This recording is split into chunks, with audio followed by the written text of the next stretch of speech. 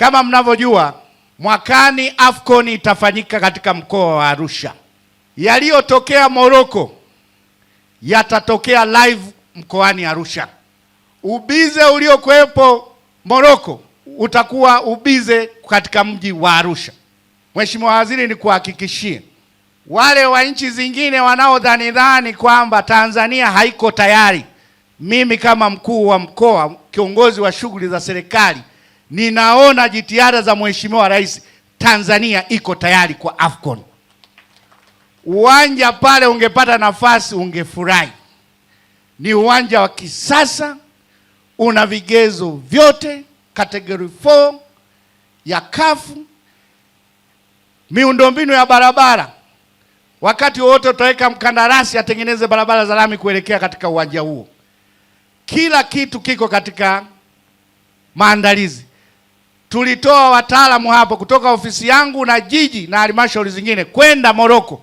Wameenda kujifunza na nimesoma taarifa yao, ni nzuri. Maandalizi yataendelea kwa kasi kuhakikisha AFCON inafanyika. Moja ambalo tulikuwa na wasiwasi nalo ndio hili uliloijia hapa.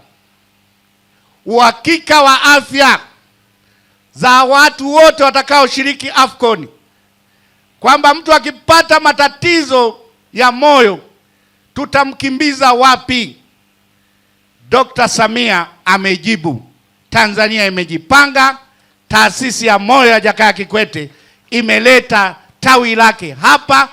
Kwa hiyo kusanyiko lolote la nchi zote zitakazokuja hapa wana uhakika wa kupata tiba na usalama wao muda wa wote. Lakini pia kwa sababu mkoa huu ni wa utalii, wageni wote wanaokuja kutoka mataifa mengine watakuwa na uhakika wa tiba. Lakini zaidi, Watanzania wote wa kanda hii na mkoa huu watakuwa na uhakika wa matibabu. Tunamshukuru sana Mheshimiwa Rais, tunakushukuru sana wewe. Toka umekuja umeuamsha mkoa wetu.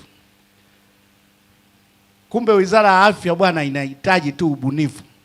Ameichangamsha. Uongo kweli? Matukio kila siku makubwa. Kwa hiyo tunakushukuru sana sana. Nilimwelezea jana, huyu ni mtu wa matokeo, ni mtu wa field. Maneno machache, vitendo vingi.